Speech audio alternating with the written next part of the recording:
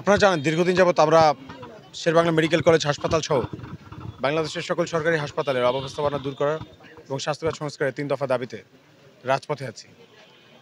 বরিশালের সকল ছাত্র, শ্রমিক, ব্যবসায়ী, দোকানদার, রিক্সাওয়ালা, অটোওয়ালা, সকল শ্রমজীবী মানুষ তারা আমাদের সাথে যুক্ত ছিল।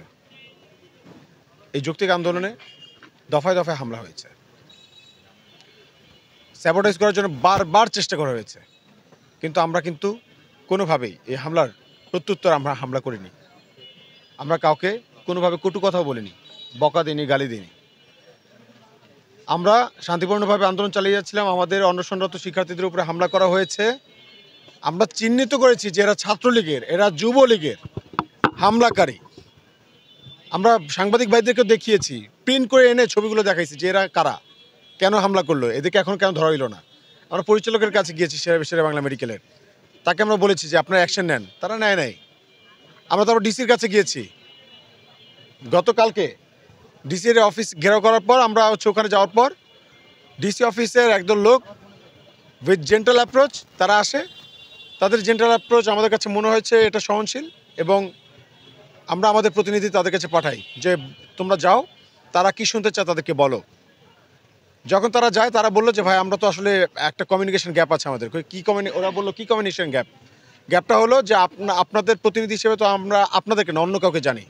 তা আমরা খোঁজ নিয়ে জানলাম এরা আসলে আমাদের প্রতিনিধি না, এই আন্দোলনকারীদের প্রতিনিধি না, এরা হচ্ছে প্রশাসনের প্রতিনিধি, যারা এতদিন যাবৎ আন্দোলনটাকে ভিন্নভাবে রিপ্রেজেন্ট করেছে। তো আমরা বলেছি যেহেতু ঠিক আছে একটা কমিউনিকেশন গ্যাপ, আমরা আমাদের জায়গা থেকে আমরা সহযোগিতা করি প্রশাসনকে। সেই জন্য আমরা আজকে তাদের কথা মতো স্মারকলিপি দেওয়ার জন্য এবং আমাদের ডিমান্ড লিস্ট দেওয়ার জন্য আমরা আসি। আমাদের শিক্ষার্থীরা আসেন এবং শিক্ষার্থী ভাইরা যখন সবাই প্রস্তুতি নিচ্ছিল যে সবাই আমরা প্রতিনিধিরা একসাথে যাব, আমরা যাব স্মারকলিপি দেওয়ার জন্য, ঠিক তখন নগর ভবনের সামনে থেকে আমাদের যারা শিক্ষার্থী ভাই আছে, সুহান, তানমিন, শিফা, রুহান, নাফি, আদিব কোথায়? নাফি, আদিব কোথায়?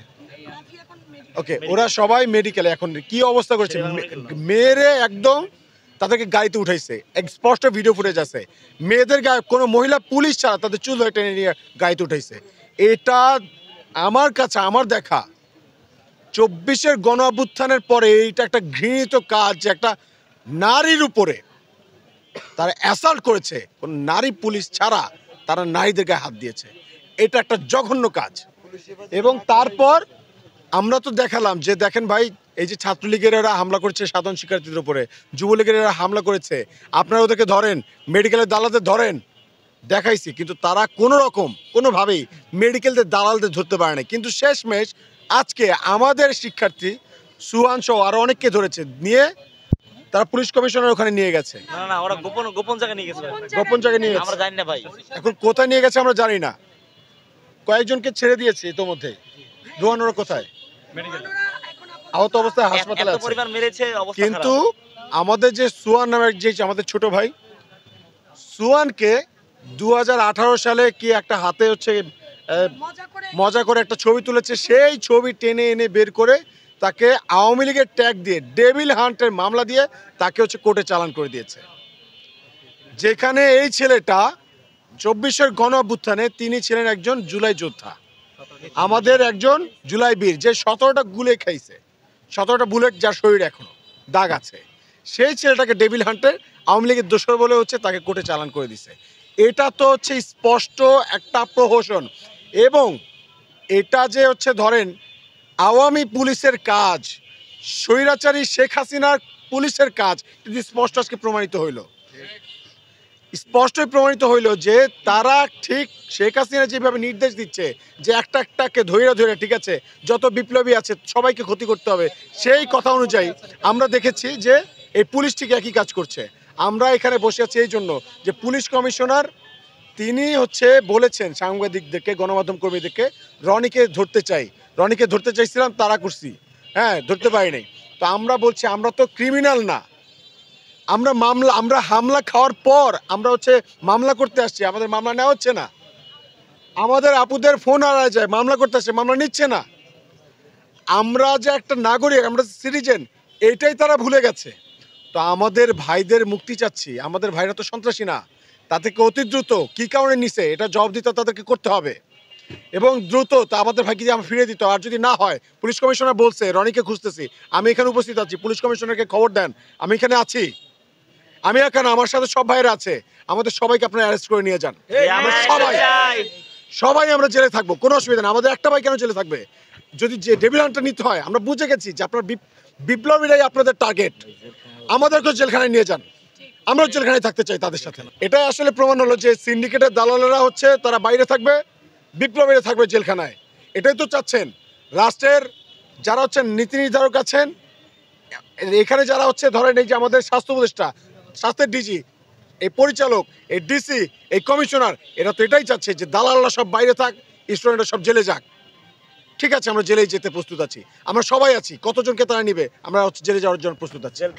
এখন মূলত আমাদের যারা আটক আছে, এটা তো সম্পূর্ণ অযৌক্তিক এবং ভিত্তিহীন একটা কজ দেখে তারা হচ্ছে আটক করেছে। এটা একটা আটক বলা যাবে না, এটা একটা নাটকীয় একটা আটক করলো। সো আমরা এটা তীব্র নিন্দা জানাচ্ছি। আমরা এখানে চাচ্ছি এখন যে অতি দ্রুত আমাদের যে ছোট ভাই, তাকে যে তারা বলছে যে আওয়ামী দোষর বলে ডেভিল হান্টের মামলায় হচ্ছে তারা কোর্টে পাঠিয়েছে, তো সেক্ষেত্রে আমরা বলবো যে এটা সম্পূর্ণ গুজব। গুজবের ভিত্তিতে তো আইন এরকমভাবে চলতে পারে না। এটা হচ্ছে আপনারা তো এখন তারা যেগুলো বলছে আমাদের কাছে গুজব লাগছে, কিন্তু আসলে আমাদের কাছে এটাও মনে হচ্ছে যে এটা একটা কূটকৌশল, এই আন্দোলনটাকে হচ্ছে ছত্রভঙ্গ করে দেওয়ার জন্য। যে আন্দোলনের অন্যতম যারা নেতৃত্ব দিচ্ছে তাদেরকে যাতে দমন করা যায়, দমন পীড়ন করা যায়, সেই জন্য এই প্রক্রিয়া তারা হয়তো বা গ্রহণ করেছে। তো আমরা এটার নিন্দা জানাচ্ছি যে জুলাই 24-এর পরবর্তীকালীন সময়ে এরকম বাংলাদেশের আমরা চাইনি। এরকমটা আমরা বাকস্বাধীনতা চেয়েছিলাম। তো বাকস্বাধীনতা হরণ, যারা কথা বলতেছে, ভয়েস রেজ করতেছে, তাদেরকে যদি হচ্ছে আপনারা স্বৈরাচারের ট্যাগ দিয়ে দেন, অথচ দেখা যায় যে মেডিকেলে কিন্তু অনশনরত শিক্ষার্থীদের উপরে আওয়ামী লীগের লোকেরা, তারপর ছাত্রলীগের লোকেরা হামলা করেছে, তাদেরকে আপনারা কিছু বলতে পারতেছেন না। পুরো ডেভিল হান্টের এই মিশনটার মধ্যে 1 বছরে কোনো হচ্ছে আওয়ামী দোষরদেরকে এই বরিশালে আপনারা ধরতে পারলেন না। বরিশালে হচ্ছে ওপেনলি ঘুরে বেড়াচ্ছে ছাত্রলীগ, যুবলীগের, আওয়ামী লীগের লোকেরা, জয় বাংলা স্লোগান দিয়ে শিক্ষার্থী থেকে তারা হচ্ছে হামলা করছে, সেখানে আপনারা কিছু করতে পারতেছেন না। কিন্তু আন্দোলনকারী কেউ একজন অধিকারের কথা বলছে, তাকে আপনারা নিয়ে হচ্ছে আপনারা বলতেছেন সে আওয়ামী লীগের দোষর, উন্মুক্ত মুক্তমুখ। অথচ এই ছেলেটাই এই জুলাই অভ্যুত্থানে সে একজন জুলাইবীর, জুলাই যোদ্ধা, সে 17টা গুলি খাইছে, সেটার প্রমাণ তো আছে। এগুলো অবশ্যই আপনাদের তদন্ত করে দেখা উচিত। তা আমরা মনে করি যে আইনের গতিতে চলবে, এটা বিশ্বাস করি। তবে এখন যেটা হচ্ছে, এটা আমরা মনে করছি না এটা আইনের মানে সুপ্রয়োগ বা ন্যায্য আইন, আমরা ন্যায্য অধিকারটা আমাদের নিশ্চিত হচ্ছে, ন্যায় বিচারটা নিশ্চিত হচ্ছে। আমরা দেখছি যে এখানে আওয়ামী স্বৈরাচারের কালে, স্বৈরাচারের সময় ঠিক ভিন্ন মতাদর্শে বা ভিন্ন বাকস্বাধীনতায় যারা বিশ্বাসী, তাদেরকে যেভাবে দমন পীড়ন করা হতো, তাদেরকে ঠিক এই শিক্ষার্থীদেরকে এইভাবে করা হচ্ছে। তো আমরা চাচ্ছি অনতিবিলম্বে এই মামলাকে প্রত্যাহার করা হোক, এবং সাথে করে যতগুলো হামলা হয়েছে, ইতিপূর্বে যতগুলো হামলা হয়েছে, প্রত্যেকটা হামলার সুষ্ঠু তদন্ত সাপেক্ষে বিচার হোক। এবং আমরা এটা চাচ্ছি যে যারা দোষী আছে, যতগুলো মিথ্যা মামলা করা হয়েছে, সেগুলো হচ্ছে তারা প্রত্যাহার করে নিক। এবং আপনারা তো প্রত্যেকে জানেন যে হামলা করা হয়েছে, যুবলীগের লোকেরা, ছাত্রলীগের লোকেরা জয় বাংলা স্লোগান দিয়ে হামলা করেছে, তাদেরকে চিহ্নিত করে ডেভিল হান্টের আওতায় তাদেরকে নিয়ে আসেন। তারপর হচ্ছে রাষ্ট্রপক্ষ বাদী হচ্ছে মামলা। আমরা প্রত্যাশা রাখি যে ওখানে আপনাদের চোখের সামনে হয়েছে, আমাদের ভিতরে গেছে, এখন সবেমাত্র তারা এতক্ষণ কাল বিলম্ব করে ভিতরে গেছে। আমরা আপনারা তো জানেন যে পুলিশ কমিশনার তিনি গণমাধ্যম কর্মীদেরকে বলেছেন যে মহিউদ্দিন রনিকে খুঁজছি, হ্যাঁ, তাকে ধরার চেষ্টা করছি, কিন্তু ধরতে পারিনি। এই কথা যখন আমরা দেখলাম, দেখার পর হচ্ছে আমরা মনে করলাম যে আমাদের ভাই যেহেতু যে গেছেই কাস্টাডিতে, তো আমরা বাইরে থেকে কি লাভ, আমরা সবাই মিলে হচ্ছে কাস্টাডিতে যাবো, কোনো অসুবিধা নেই, আমরাও কারাগারে যাবো। তো স্বেচ্ছায় কারাবরণ করার জন্য আমরা এখানে আসছি। 9টা পর্যন্ত আলটিমেটাম দিয়েছিলাম, কিন্তু তিনি আসলে আসেন নাই। কেন ধরতে চান সেটাও বলেন না। আমাদের যে প্রশ্নগুলো ছিল যে কি কারণে অ্যারেস্ট করতে চান, আমাদের দোষ কি, স্বাস্থ্য সুচিকিৎসা চাওয়া, এটা তো অধিকার। এই সুচিকিৎসা চাওয়ায় কি আমার অপরাধ? এই জন্য আমাকে জানতে চান।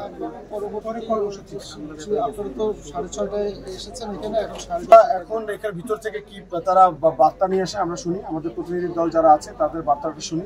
যদি আমাদের কাছে কনভিন্সিং মনে হয় যে মামলা প্রত্যাহার করবে এবং আমাদের ভাইকে নিঃশর্তভাবে মুক্তি দেবে, এবং যতগুলো এখানে যারা আছে যতগুলো মানে এখানে আন্দোলনকারী যাদের উপরে হামলা করা হয়েছে, পুলিশে হামলা করা হয়েছে, সেগুলো সুষ্ঠু তদন্ত সেগুলোর বিচার হবে। এই প্রত্যাশা যখন তারা দিবে তখন আমরা এখান থেকে উদ্যোগ চলে যাবো। আর হ্যাঁ, আপনারা তো জানেন যে আজকে আমরা স্মারকলিপি জমা দিয়েছি আমাদের শিক্ষার্থী ভাই বোনরা ডিসি অফিসে। তো আমরা প্রত্যাশা রাখি যে খুব দ্রুত আমাদের সমস্যার সমাধান আসবে এবং আগামীকালকে আমরা জনসংযোগ করবো এবং তারপরে আমরা আবার যথারীতি আমাদের কর্মসূচি নিয়ে যাবো ইনশাআল্লাহ। আমরা দেখেছেন যে দীর্ঘক্ষণ যাবৎ তাদের সাথে আমি নিজে কথা বলেছি, আমার অফিসাররা ছিল, সবাই আমরা কথা বলেছি, তাদের বক্তব্য আমরা শুনেছি এবং তারা মোটামুটি আশ্বস্ত যে আমাদের ভূমিকায়।